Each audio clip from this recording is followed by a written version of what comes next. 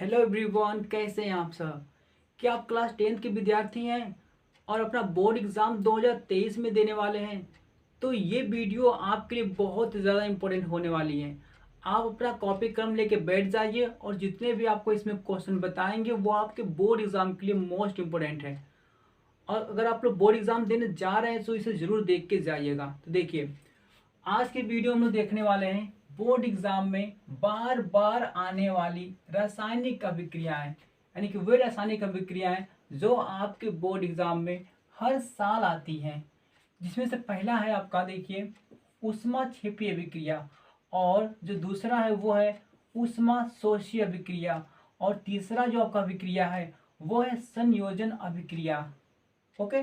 और जो चौथा है वो है विस्थापन अभिक्रिया, और लास्ट है आपका द्विविस्थापन अभिक्रिया। ओके। तो क्लास 10 के विद्यार्थियों के लिए जो बोर्ड एग्जाम 2023 में देने जा रहे हैं उनके लिए ये पांचों अभिक्रियाएं बहुत ही ज़्यादा इम्पोर्टेंट है। तो सबसे पहले हम लोग देखेंगे ऊष्मा क्षेपी अभिक्रिया को, कि ऊष्मा क्षेपी अभिक्रिया किसे कहते हैं। तो देखिए, यहाँ पर आपका परिभाषा दिया हुआ है, जिन अभिक्रियाओं में उत्पाद के निर्माण के साथ साथ ऊष्मा भी उत्पन्न होती है उन्हें ऊष्मा क्षेपी अभिक्रिया कहते हैं। ओके। तो हम लोग सभी लोग जानते हैं, यानी कि जो ये तीर जो बनाया गया आपका एरो ना, इसके बाएं तरफ यानी कि LHS, यानी कि बाएं साइड, और इधर क्या होता है आपका RHS, इधर राइट साइड, यानी कि इधर होता है आपका उत्पाद और इधर होता है आपका क्या, अभिकारक। तो प्रश्न में कह रहा है कि ऐसी रासायनिक अभिक्रिया, ठीक है, ऐसी रासायनिक अभिक्रिया जिनमें क्या हो, उत्पाद के साथ साथ, यानी उत्पाद भी मिला है और क्या हो रहा है, साथ में ऊष्मा भी निकल रही है। ऊष्मा क्या हो रही है, निकल रही है। तो जिसमें ऊष्मा निकलेगी उसे हम लोग क्या कहेंगे, ऊष्मा क्षेपी अभिक्रिया कहेंगे। ठीक है, समझ पाए आप लोग। यानी कि यहाँ पर था कार्बन, यहाँ पर ऑक्सीजन, ये दोनों जुड़े हैं आपस में। जब जुड़ गए हैं दोनों आपस में तो यहाँ पर कार्बन डाइऑक्साइड का निर्माण हुआ है और साथ में क्या हुआ, यहाँ पर ऊष्मा निकल रही है। तो इसमें हम लोग ऊष्मा क्षेपी अभिक्रिया कहेंगे। ओके, ठीक है। देखते हैं सेकेंड वाला हम लोग का, ये है आपका ऊष्मा शोषी अभिक्रिया। तो ऊष्मा शोषी अभिक्रिया किसे कहते हैं, ठीक है, ये सेकेंड पॉइंट आपका है ना। हाँ, सेकेंड पॉइंट है। देखिए, तो ऊष्मा शोषी अभिक्रिया उन्हें कहेंगे जिन अभिक्रियाओं में ऊष्मा का अवशोषण होता है, यानी कि ऐसी रासायनिक अभिक्रिया जिसमें ऊष्मा लिया जाता है, इसमें ऊष्मा लिया जाता है। ओके, उन्हें ऊष्मा शोषी अभिक्रिया कहते हैं। समझ पाए आप लोग। यानी कि ऐसी रासायनिक अभिक्रिया जिसमें क्या हो, जिसमें ऊष्मा की जरूरत हो।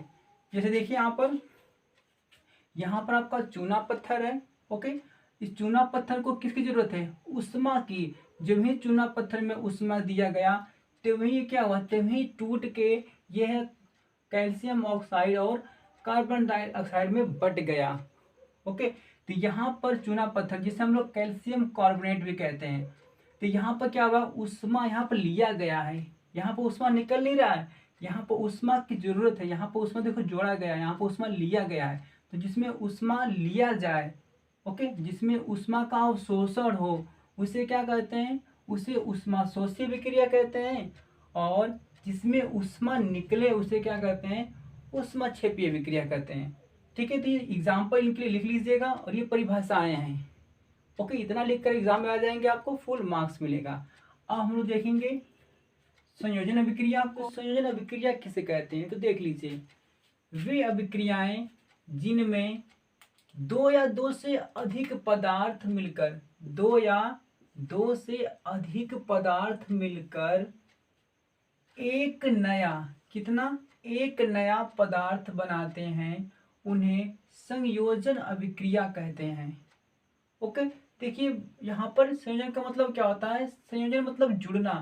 संयोजन मतलब क्या होता है, जुड़ना। यानी कि इसमें क्या होगा, इसमें ना दो या दो से अधिक पदार्थ क्या होंगे, जुड़कर एक सिर्फ पदार्थ बनाएंगे, एक पदार्थ बनाएंगे, उन्हें कहते हैं संयोजन अभिक्रिया। देखिए यहाँ पर पहला जो उदाहरण आपका है कोयले का दहन, जिसमें देखिए यहाँ पर कार्बन है और यहाँ पर ऑक्सीजन है।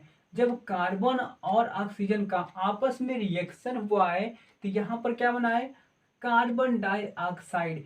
यहाँ पर देखिए 1 और 2, यहाँ पर कितने आपके तत्व हैं, यहाँ पर 2 आपके तत्व हैं, यहाँ पर 2 पदार्थ हैं आपके, और 2 मिलकर कितने बनाए हैं, यहाँ पर जस्ट 1 पदार्थ बना है। तो जब यहाँ पर 2 पदार्थ हो या 2 से अधिक पदार्थ हो मिलकर एक पदार्थ का निर्माण करते हैं, यहाँ कुल आपका 1 पदार्थ है, एक पदार्थ का निर्माण करते हैं, तो उन्हें हम लोग कहते हैं संयोजन अभिक्रिया। जब भी आपसे पूछे कोयले का दहन कैसी अभिक्रिया है, तो क्या बताएंगे आप, संयोजन अभिक्रिया है।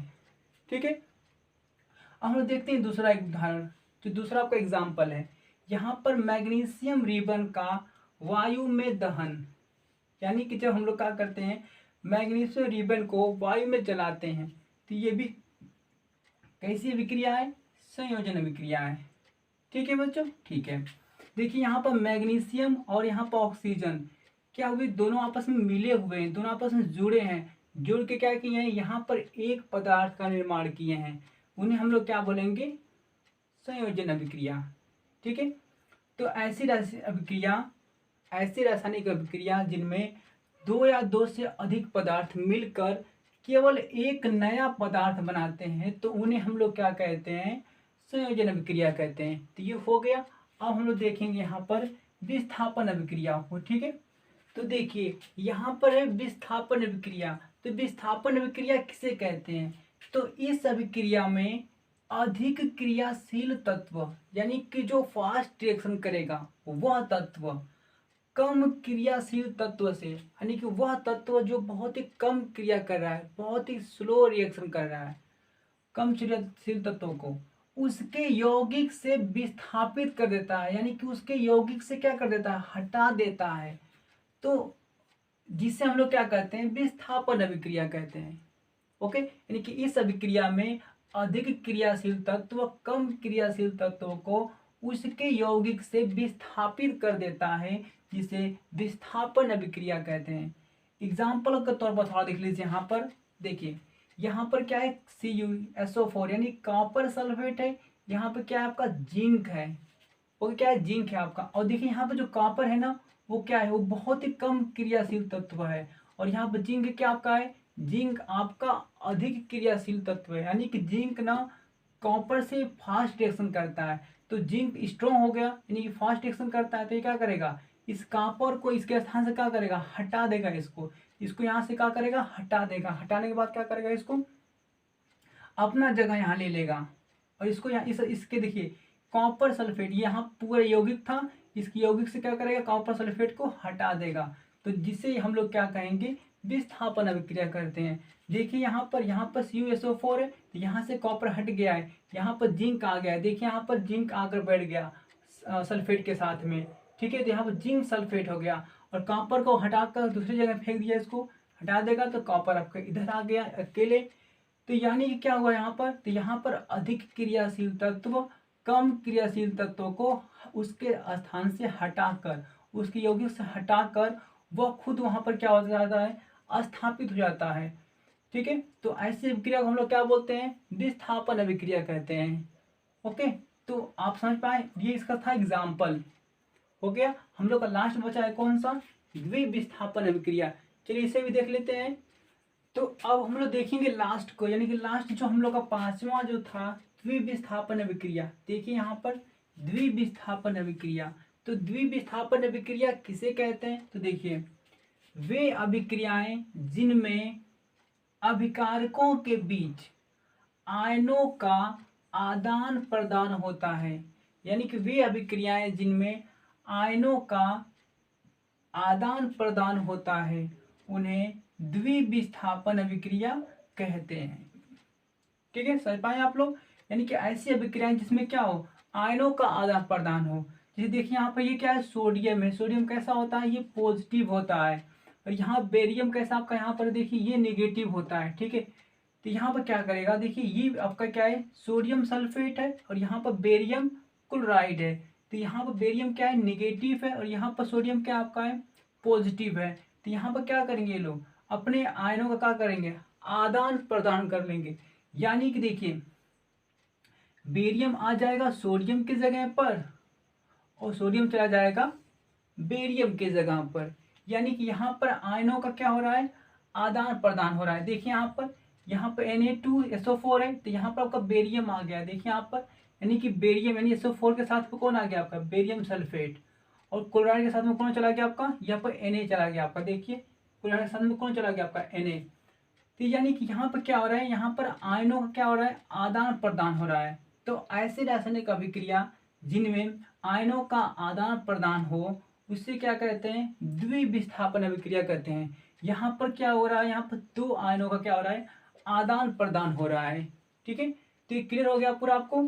तो ये 5 अभिक्रियाएं थी जो आपके बोर्ड एग्जाम के लिए बहुत ज्यादा इंपॉर्टेंट थी। तो पूरे अभिक्रियाओं को आप नोट्स कर लीजिएगा, कॉपी पेन पर उसको लिख लीजिएगा बढ़िया से, उसको पूरा तैयार कर लीजिएगा।